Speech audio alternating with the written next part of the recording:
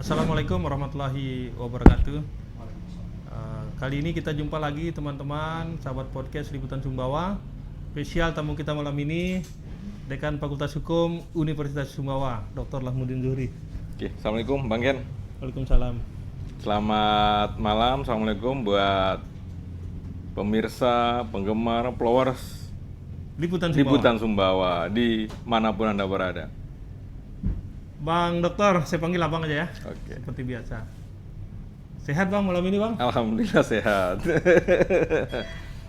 Kayaknya lagi bahagia ya, baju pink gitu. Alhamdulillah sengaja memilih warna pink karena warna itu menentukan hati dan pikiran. Masya Allah.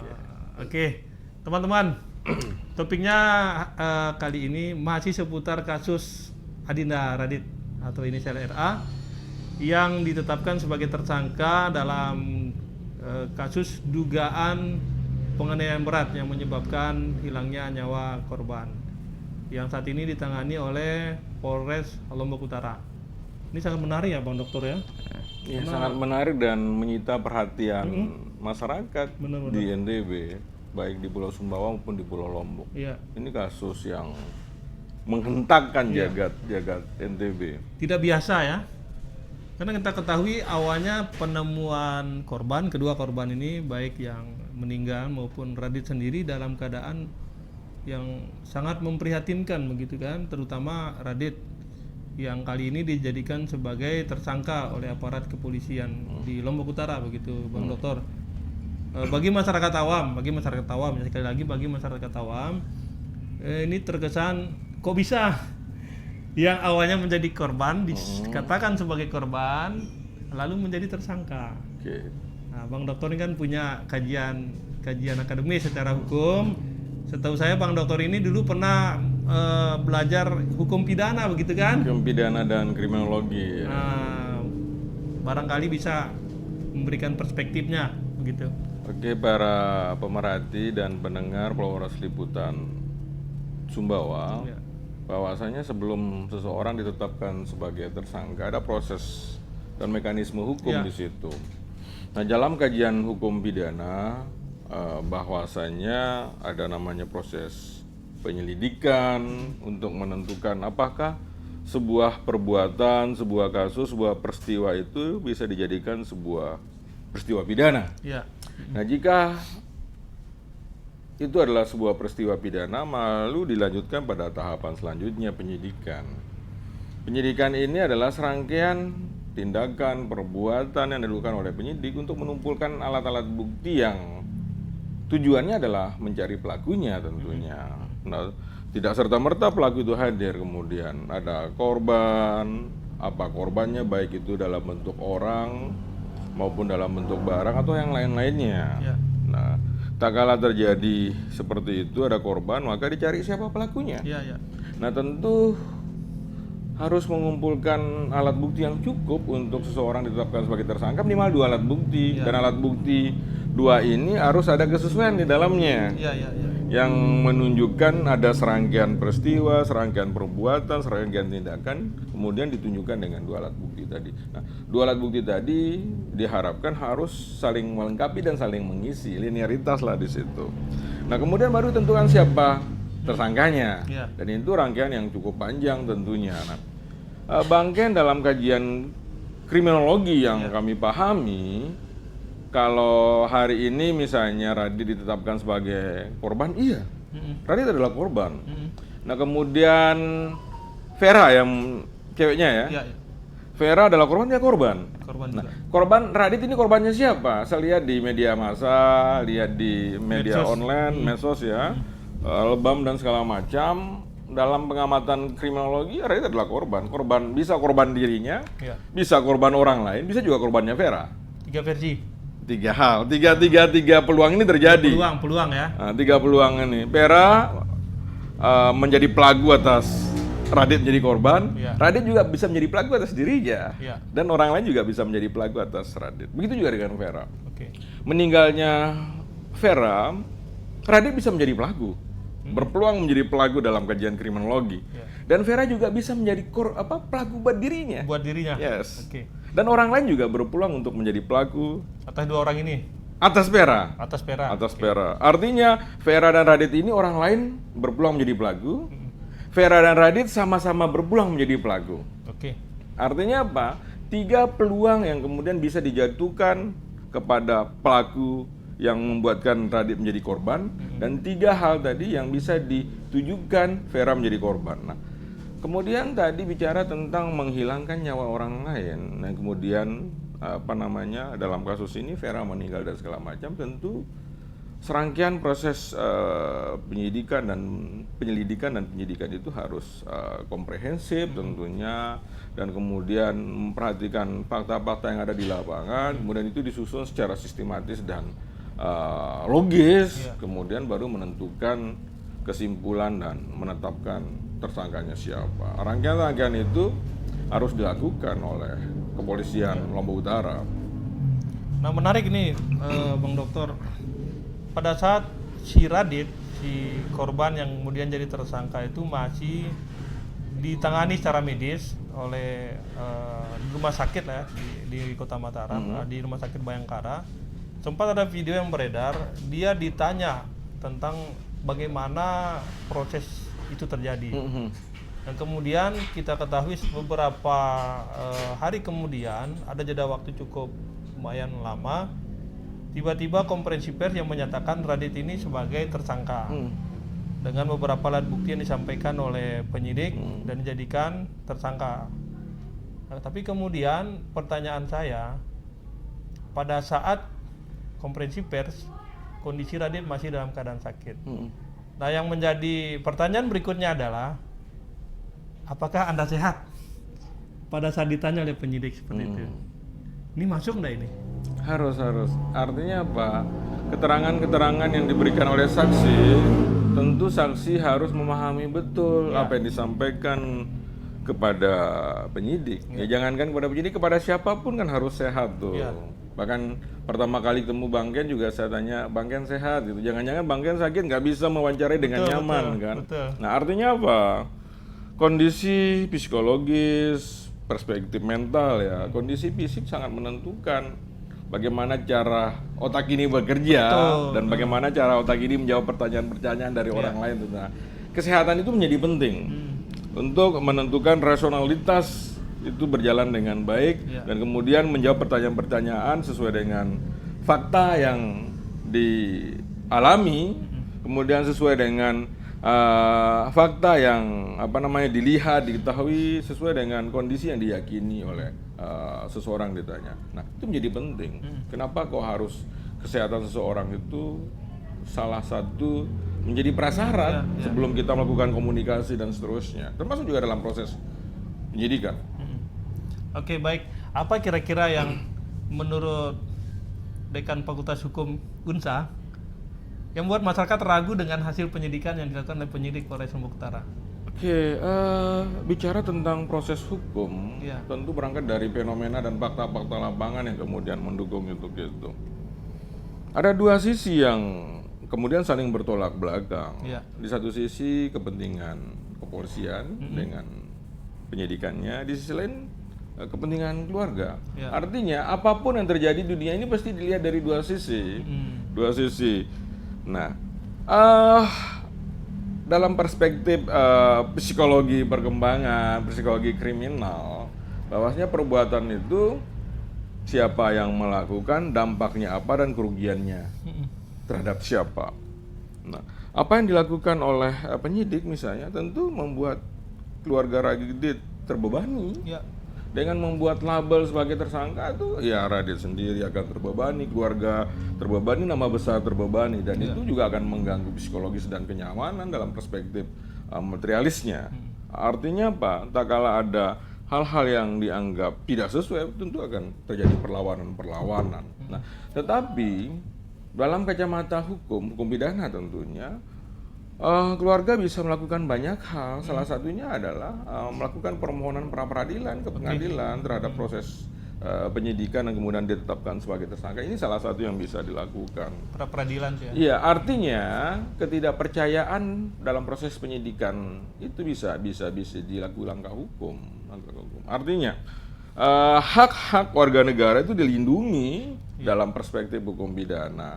Karena sampai hari ini pun asas praduga tak bersalah itu melekat kepada Radit, dan Radit sebagai manusia, sebagai warga negara, ya tentu memiliki hak-hak untuk dihormati haknya, dihormati pendapat dan keyakinannya sampai pengadilan menentukan hal yang berbeda dengan yang diyakininya.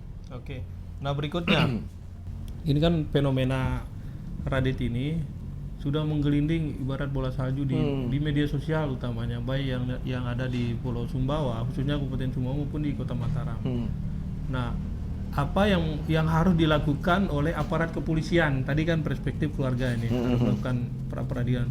Nah, kepolisian yang katakanlah saat ini diragukan kapasitas penyidiknya dalam hal menangani kasus Radit.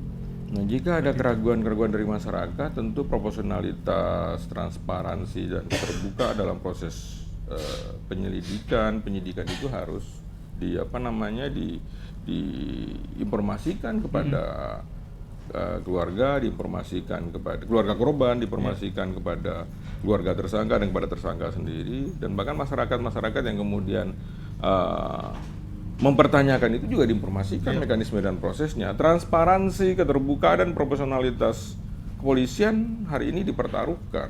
Dan untuk itu buka mekanisme proses penyidikan. Nah, karena itu tidak ada yang rahasia sebenarnya kan. Karena bagaimanapun nanti mekanisme dan proses penyidikan juga akan terbuka di pengadilan. Kemudian akan menanyakan apakah bukti itu didapat seperti apa. Karena dalam hukum acara kita memahami ada beberapa alat bukti yang kemudian bisa ditetapkan seseorang sebagai tersangka. Bisa berupa barang bukti itu benda yang digunakan oleh seseorang, dalam hal ini pelaku, untuk melakukan tindak pidana. Kemudian yang kedua adalah dokumen-dokumen. Dokumen-dokumen bisa baik dokumen yang sifatnya tertulis maupun yang tidak tertulis. Bisa juga petunjuk-petunjuk. Misalnya dari handphone, kemudian dari chat WA dan segala macam, atau dari saksi. Orang yang melihat kejadian itu. Nah, dari informasi yang saya dapat tidak ada saksi di situ. Tidak ada saksi. Atau dokumen yang lain misalnya. Atau petunjuk yang lain, CCTV itu juga bisa dijadikan sebagai alat bukti, dan alat bukti itu harus menjelaskan satu sama lain, harus linear di situ. Nah, jika tidak linear maka prasangka yang mempertanyakan kapasitas, kualitas, integritas, profesionalitas dari penyelidik, ya hal yang wajar diutarakan oleh masyarakat. Apalagi keluarga korban misalnya yang berpersepsi adalah Radit merupakan anak yang baik dan sopan dan segala macam, itu tiba-tiba melakukan hal yang di luar kebiasaan yang dipahami oleh keluarga, tentu terbakar hati dan perasaannya itu, dan sangat terluka sepertinya, sangat terluka, dan itu yang kemudian membuat informasi-informasi yang keberpihakan informasi tidak kepada keluarga Radit itu akan menyulut ketidakpercayaan tadi. Nah, tadi terkait dengan alat bukti, saya kembali ke alat bukti. Disebutkan tidak ada saksi. Kemudian beberapa kali penyidik dari Polres Lombok Utara mencari jejak para residivis yang ada di sekitar TKP. Kemudian itu tidak dapat disimpulkan bahwa mereka terlibat dalam proses kasus ini. Nah, karena tidak adanya alat bukti berupa rekaman CCTV dan sebagainya, seperti tadi handphone juga bisa menjadi alat bukti kalau dilacak chatnya dan sebagainya. Tapi mengarah ke peluang kembali ke peluang yang pernyataan pertama, Radit berpeluang menjadi pelaku atas dirinya, atas Vera. Apakah itu cukup kuat nih? Karena tidak ada rekaman, tidak ada saksi, tidak ada alat bukti lain, hanya Radit yang berpeluang. Artinya alat bukti bisa digunakan oleh penyidik. Yang pertama bisa keterangan Radit itu sendiri sebagai korban, sebagai pelaku, diduga sebagai pelaku. Bisa saja barang bukti yang ada di situ tuh, baik dalam bentuk kayu, batu, atau apapun yang bisa digunakan oleh seseorang untuk mengambil nyawa, menghilangkan nyawa orang lain tadi. Mm-mm. Atau petunjuk-petunjuk yang lain. Dan itu juga jika tidak ada saksi maka ahli yang menerangkan itu. Saksi ahli. Saksi ahli yang menerangkan Nanti di pengadilan disampaikan atau dalam proses dalam proses penyidikan. penyidikan dan itu juga dalam proses persidangan juga akan hadir nanti ahlinya apa yang disampaikan, kemudian ahli menyimpulkan rentetan-rentetan peristiwa itu benar nggak, sistematis dan komprehensif, logis gitu. Rentetan-rentetan peristiwa yang kira-kira terjadi seperti apa. Nah, dan tentu kesimpulan-kesimpulan yang diambil oleh saksi ahli atau ahli di sini berdasarkan petunjuk yang ada yang disampaikan oleh penyidik dari hasil penyidikannya. Bisa berupa benda-benda tentunya atau bisa berupa kondisi fisik dari korban yang kemudian disimpulkan bahwa ini loh kesimpulannya, dan kemudian penyidik mengikuti kesimpulan dan arahan dari ahli. Bisa seperti itu. Tidak harus ada saksi yang melihat atau mendengar. Karena saksi dalam perspektif pidana bisa saksi yang melihat, saksi yang mendengar, saksi yang mengalami secara langsung gitu. Rentetan peristiwa itu. Oke. Disebutkan juga di dalam keterangan jumpa pers tersebut bahwa pihak kepolisian sempat menginterogasi atau menanyakan, mem-BAP Radit menggunakan lie detector. Nah, apakah itu cukup kuat sebagai alat bukti pendukung untuk menetapkan Radit ini sebagai tersangka dengan alasan pernyataan Radit ini tidak konsisten? Begitu. Artinya alat itu juga harus dijelaskan oleh ahli tentang mekanisme itu. Bisa saja. Artinya yang menyimpulkan itu bukan alatnya, tetapi ahli yang menyimpul. Bisa saja tanpa menggunakan alat bukti yang lain. Karena dalam kacamata ilmu pengetahuan, seseorang bisa dikatakan konsisten, tidak dikatakan konsisten. Kadang-kadang orang konsisten juga bisa karena udah terbiasa berbohong, jadi konsisten berbohong. Iya. Kalau orang tidak biasa berbohong ya akan putus-putus tuh, akan terlihat celahnya. Kalau udah orang biasa berbohong ya terlihat konsisten. Alat juga ada kelemahannya dan tentu itu disampurnakan, diperbaiki oleh kesimpulan dan analisa dari ahli. Oke, Bang Dokter, kemudian kita beralih ke reka ulang, TKP. Ada 2 kali di sana kan? Pertama versi penyidik yang disampaikan sesuai dengan jumpa pers. Yang kedua Radit menyampaikan versinya dia. Apakah boleh seperti itu? Bisa saja sebagai bandingan. Artinya Radit dalam memberikan keterangannya dengan versinya Radit, kemudian polisi menganggap ada keganjalan di situ, kemudian membuat versi penyidik. Nah, versi yang mana yang digunakan? Bisa dua-duanya. Radit menganggap dirinya ini adalah yang sebenarnya, kemudian polisi menduga itu yang sebenarnya. Gitu. Nah, nanti akan terbukti di persidangan tuh versi mana yang benar menggambarkan fakta lapangan. Ada juga kasus di Amerika misalnya sudah dihukum ibunya 20 tahun kena lalai terhadap anaknya, tiba-tiba 20 tahun berikutnya baru diketahui siapa pelakunya. Dan ibunya nggak mau terima kompensasi. Saya kehilangan waktu dan anak saya. Negara membayar kompensasi karena ibunya diduga sebagai pelakunya dan dipidana ibu itu. Nah, ibu itu bilang, ya anak saya lebih berharga dari kompensasi ini dan waktu saya sekian puluh tahun lebih berharga dari kompensasi ini. Setelah itu baru ketahuan siapa pelakunya.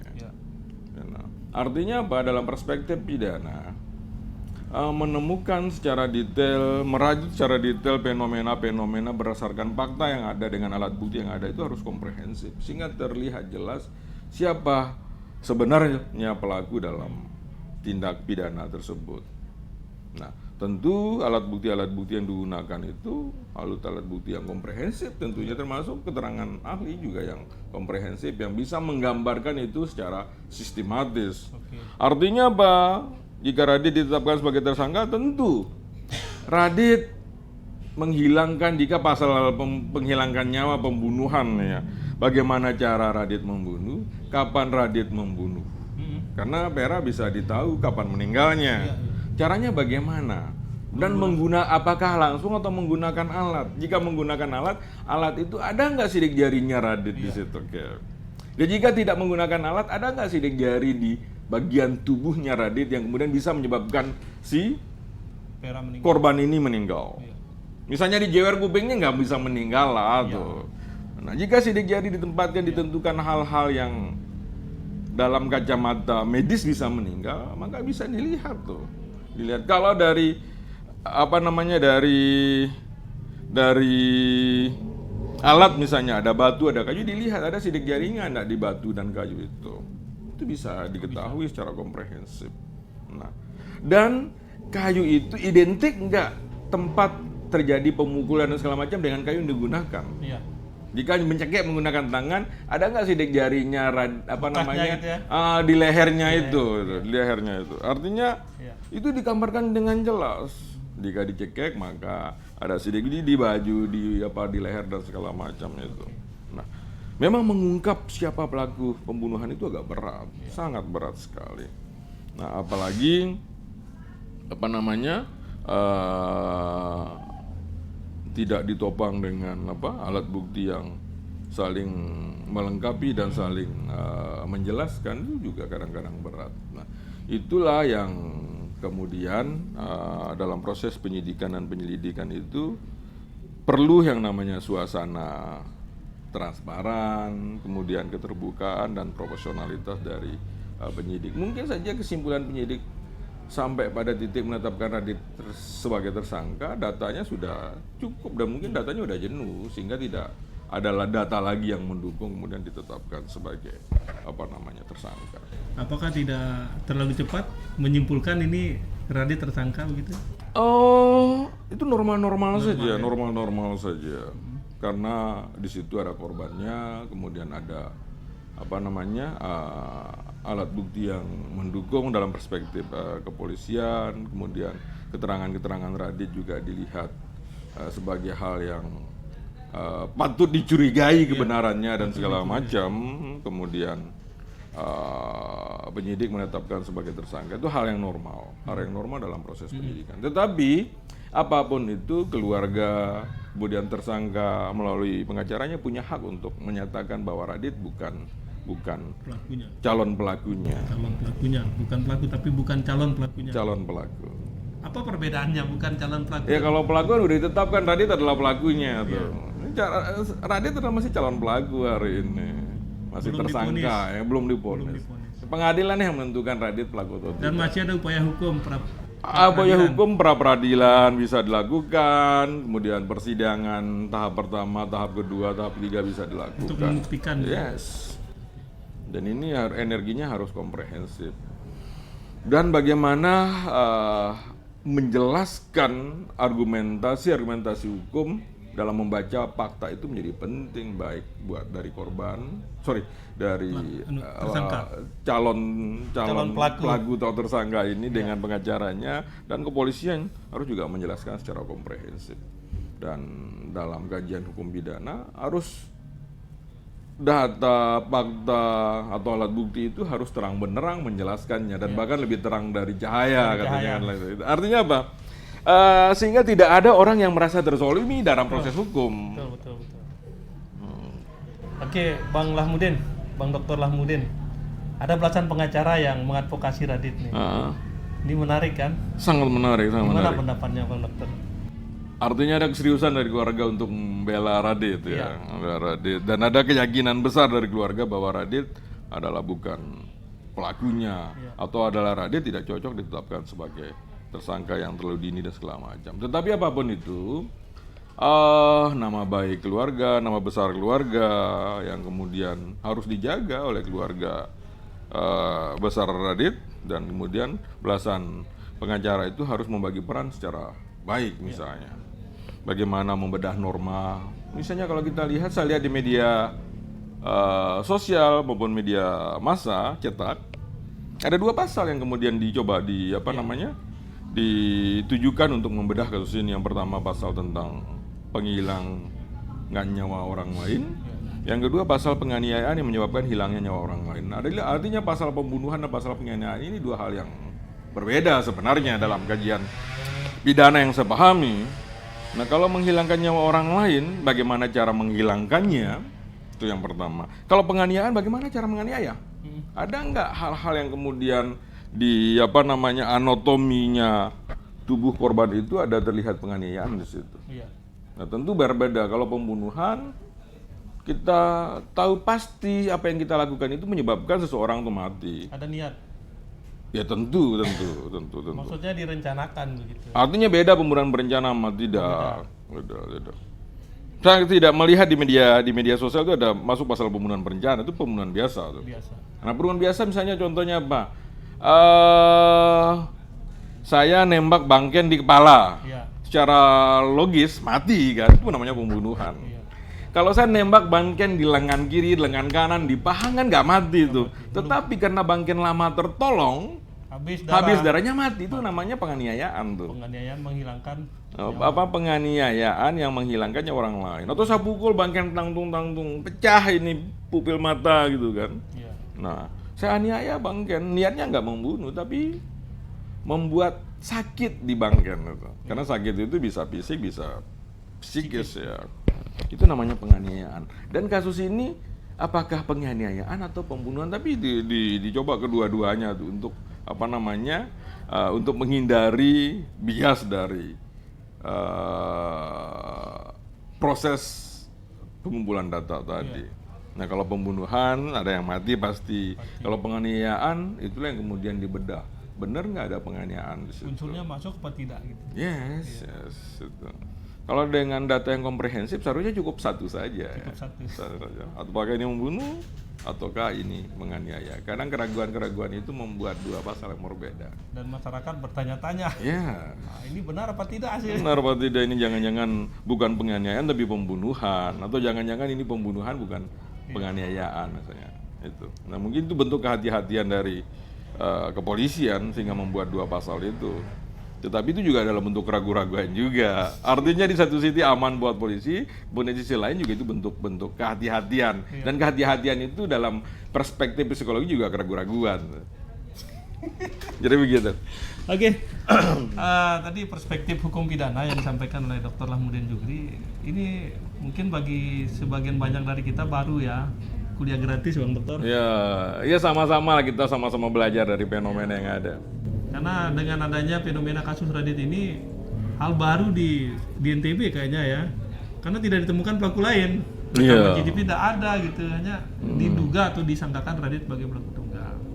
Nah, saya kira dengan adanya podcast kita malam ini dengan Dekan Fakultas Hukum Unsa, ini memberikan kita pemahaman baru tentang seperti apa penanganan kasus pidana yang seperti kita bahas saat ini. Saya kira demikian Bang Dokter. Oke. Terima kasih kehadiran di studio Liputan Sumbawa. Saya berterima kasih bisa menyapa followers Liputan Sumbawa. Semoga nanti kepolisian bekerja dengan baik, kemudian keluarganya dengan pengacaranya juga bekerja dengan baik, sehingga ditemukan bahwasanya kasus ini dengan terang benderang tentunya. Baik untuk kepolisian dan baik juga untuk keluarga korban. Terima kasih. Oke. Bang Dokter, sehat selalu. Sama-sama, Bang Gen.